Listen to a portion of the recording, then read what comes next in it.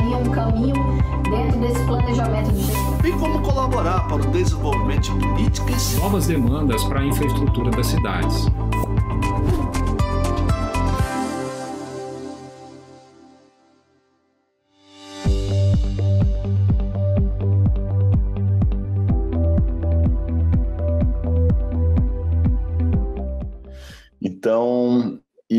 Então nós travamos uma discussão grande com os gestores, o que era uma preocupação correta, né?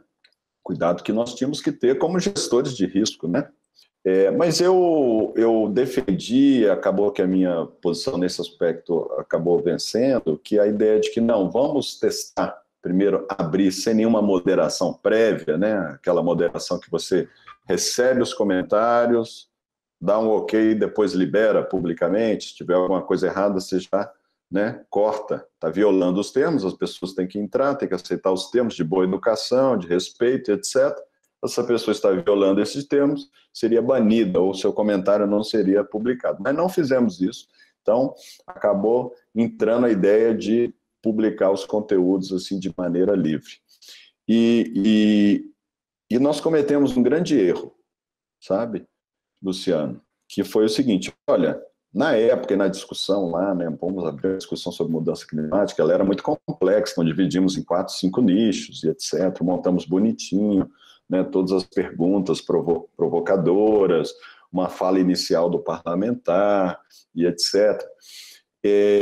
Mas aí chegamos à conclusão que poderíamos ter participantes especialistas no assunto, que se interessariam por aquilo, ambientalistas e etc., e cidadãos de maneira geral, que são interessados no assunto, não necessariamente especialistas, sendo ativistas ou não. E nós tivemos a péssima ideia, foi uma ideia muito ruim, que, como nós estamos aqui no momento, né, acadêmico, né, de ciência, então a gente tem que não ter medo de colocar os problemas. Mas foi uma péssima ideia, talvez tenha sido a minha ideia, e eu assumo a culpa de ter tido uma ideia tão ruim, que foi, não, vamos...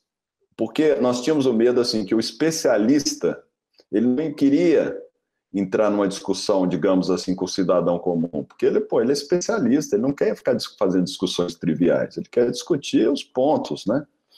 E o cidadão também poderia não entender aquele linguajar mais técnico de uma discussão do especialista. Então a ideia foi separar, fazer uma discussão de especialistas, só para especialistas, e uma discussão só para cidadãos.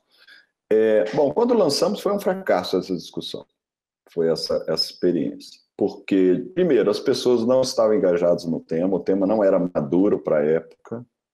Ainda hoje, né, é um tema que ainda é muito complexo, que confunde, né, as pessoas ficam confusas e tal, mas não estava maduro, a gente pensou que estivesse, não estava, então esse foi o primeiro ponto. Segundo ponto, essa ideia também foi muito ruim, caiu muito mal, né, de separar cidadão de especialista, e todo mundo fala, não, eu quero estar na dos especialistas, eu quero estar no grupo VIP, né? Os especialistas ficaram inibidos de participar, começar a participar, uma coisa nova, sei lá, que se vale a pena eu me expor aqui, né? Como é que é isso? Não vou queimar meu filme. Bom, enfim, por todos esses motivos, ele não funcionou. Mas aí vem uma outra coisa muito legal que aconteceu, inesperada. Como a gente deu visibilidade à ideia, outros parlamentares ficaram sabendo. E vieram com propostas. Por exemplo, a deputada Manuela Dávila, que estava relatando o projeto do Estatuto da Juventude, na época. E ela, jovem, muito moderna, né, já fazia essa interação nas redes dela, muito forte, ela falou, olha, eu quero usar essa ferramenta aí. Posso? Falei, claro, deputada. Né? E com isso formatamos uma discussão do Estatuto da Juventude, e ela foi muito ativa, né? Então ela teve uma atuação muito contundente, engajou as pessoas, chamou para participar, postava, comentava, respondia, pessoalmente, né? Individualmente ela postava lá, e a discussão foi um sucesso. A discussão engajou pessoas, ela usou como relator muitas das sugestões das pessoas, das ideias, fez um relatório, então, um texto final, um substitutivo, que nós chamamos aqui, né? Substitutivo é aquele texto que o parlamentar, quando ele é relator da matéria numa comissão, ele pode fazer uma emendona geral, que ele troca todo o texto original, com as sugestões das pessoas, da percepção dele que mudou durante esse processo de instrução mesmo, né? De entendimento do assunto. Então, ela fez isso, fez um texto, então, com novas ideias. Esse texto foi aprovado na comissão e depois foi aprovado no plenário e virou lei. E com isso, nós tivemos um caso de sucesso, né, assim, no decorrer de um ano. E nesse ínterim, outras discussões apareceram. Na época, nós tínhamos a regulamentação das LAN houses, né? Hoje nós nem temos mais isso, né? Basicamente, o celular na mão de todo mundo já acabou ou diminuiu muito as LAN houses, mas antes era uma febre isso no Brasil inteiro e precisava de uma regulamentação, né? De uma regulação. E foi uma discussão muito boa também. O deputado da época que estava relatando o assunto, ele trouxe essa discussão, a gente colocou e funcionou muito bem, com vários donos de LAN house do Brasil inteiro participando, foi muito legal isso, dando ideias, mostrando, e nós vimos aí realmente a maravilha da inteligência coletiva, né? Então, por exemplo, só para citar um caso aqui bem legal, assim, que nos marcou bastante, que simboliza, né, as vantagens de você ouvir a voz de quem está lá nos rincões do Brasil, diretamente aqui no centro do poder, né? Independente, Luciana, aqui tem um ponto importante, né? Independentemente dos filtros que nós temos, né? Então, por exemplo, o Congresso, o Parlamento, de forma geral, ele tem mecanismos, sempre teve mecanismos seculares de ouvir a sociedade. Só que, por uma questão de limitação de tempo, espaço e de processo decisório, se faz isso por meio de audiências públicas, ouvindo algumas pessoas, né? Você faz uma, duas, sei lá, eu já vi, assim, 10 audiências públicas, que é muito, né? Cada audiência pública você ouve 5, 6, 7 pessoas, então você vai chamar autoridades, você vai chamar especialistas no assunto e você vai chamar representantes da sociedade civil. Você não tem como chamar o cidadão ali para dar a sua opinião. Você tem como, por uma questão, então, né, de tempo, escala e etc., você chama algumas pessoas que são representantes de grupos sociais. E esses representantes, por mais que haja alguns muito bons, eles não vão poder falar, não tem espaço para falar de detalhes ou de outros elementos que são próprios de regiões e que afetam muito. E por isso a inteligência coletiva é muito não só rica e importante, como ela serve por uma questão de eficiência do sistema. E eu estou falando, então, de inteligência do sistema, vamos falar assim, de inteligência legislativa, ou seja, todos os mecanismos de informação que nós podemos ter para poder fazer uma lei cada vez melhor. Informação sobre o mapa dos problemas e a profundidade dos problemas sobre os quais você quer fazer uma lei, que é uma inovação. A gente sabe, uma lei é porque está trazendo algo novo, porque o ordenamento não resolve. E ao fazer essa lei, você também ouve as ideias das pessoas, né? Então você pode entender melhor os problemas, ou seja, ter um diagnóstico mais assertivo, e na elaboração do texto você pode também receber ideias de pessoas, de qualquer pessoa, que pode ter uma boa ideia de um mecanismo jurídico que vai ser útil, ou mesmo dos próprios especialistas, né? Então, esse caso que eu estou contando, que eu ainda não contei, né?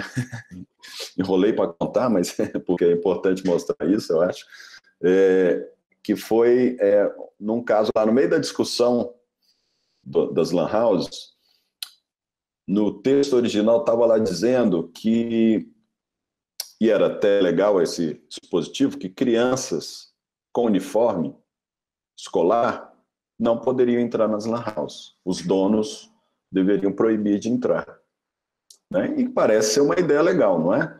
porque fala, ó, a criança está matando aula para jogar. Então não entra, porque ela sabe que em horário de aula não vai poder entrar porque ela está de uniforme e tal.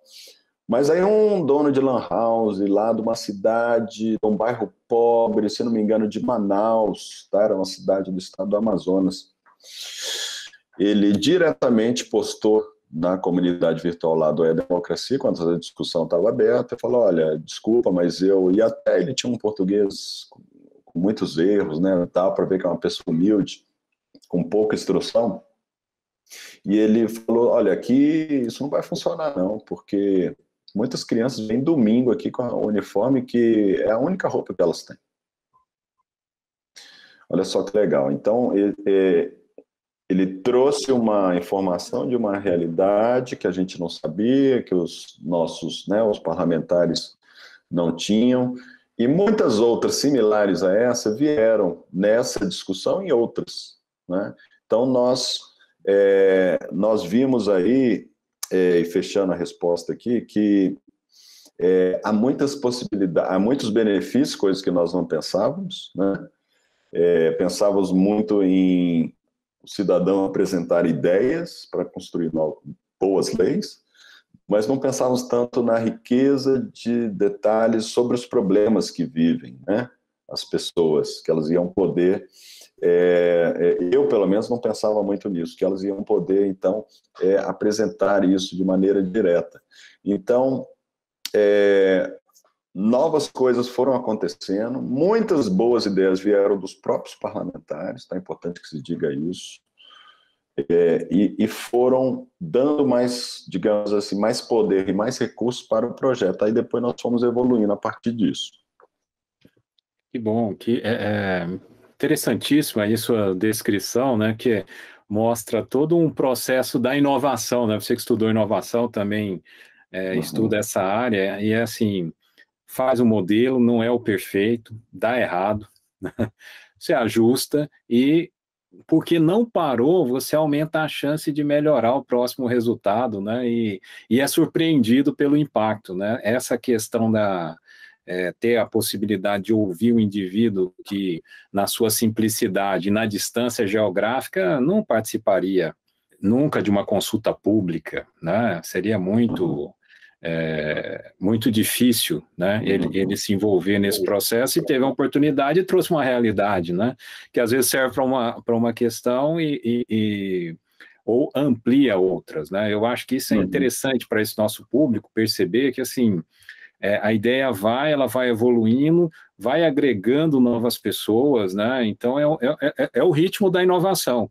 Uma falha não significa colocar a perder tudo, né? Então isso é bem legal.